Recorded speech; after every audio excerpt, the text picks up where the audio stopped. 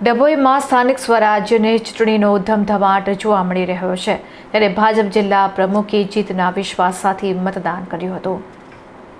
ડભોઈમાં ચૂંટણી જંગ અત્યંત રસપ્રદ બન્યો છે, જેમાં કુલ 9 વોર્ડની 36 બેઠકોમાંથી 5 બેઠકો બિનહરીફ જાહેર થઈ છે।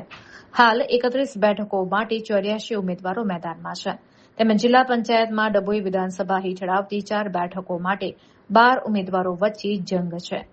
જ્યારે તાલુકા પંચાયતમાં કુલ 20 બેઠકોમાંથી 2 બેઠકો બિનહરીફ થતા હાલ 18 બેઠકો પર 48 ઉમેદવારો માટે મતદાન થઈ રહ્યું છે। આ લોકશાહીના પર્વમાં વડોદરા ભાજપ જિલ્લા પ્રમુખ બીજે બ્રહ્મભટ્ટે પોતાના મતાધિકારનો ઉપયોગ કર્યો હતો। મતદાન કર્યા બાદ તેમણે આત્મવિશ્વાસ સાથે જણાવ્યું હતું કે નગરપાલિકા તેમજ તાલુકા અને જિલ્લા પંચાયતની તમામ બેઠકો પર ભારતીય જનતા પાર્ટી ભવ્ય વિજય મેળવશે। ડભોઈ પંથકની જનતા વિકાસના મુદ્દે મહોર લગાવશે કે કેમ તે તો પરિણામ જ કહી શકશે, પરંતુ અત્યારે તો મતદારોમાં લોકશાહીનો અનેરો ઉત્સાહ જોવા મળી રહ્યો છે।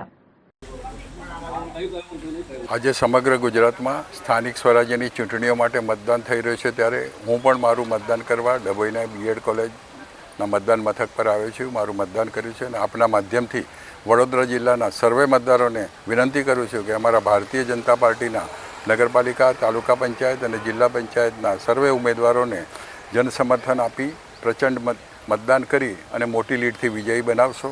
ચૂંટણી અગાઉ જ ભારતીય જનતા પાર્ટીએ વડોદરા જિલ્લામાં 40 બેઠકો બિનહરીફ કબજે કરી છે, 4 જિલ્લા પંચાયત, 19 તાલુકા પંચાયત અને 17 નગરપાલિકા।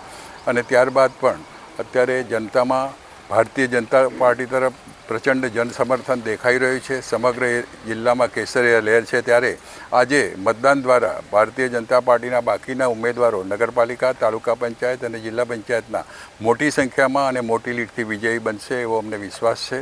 અસ્તુ, વંદે માતરમ, ભારત માતા કી જય।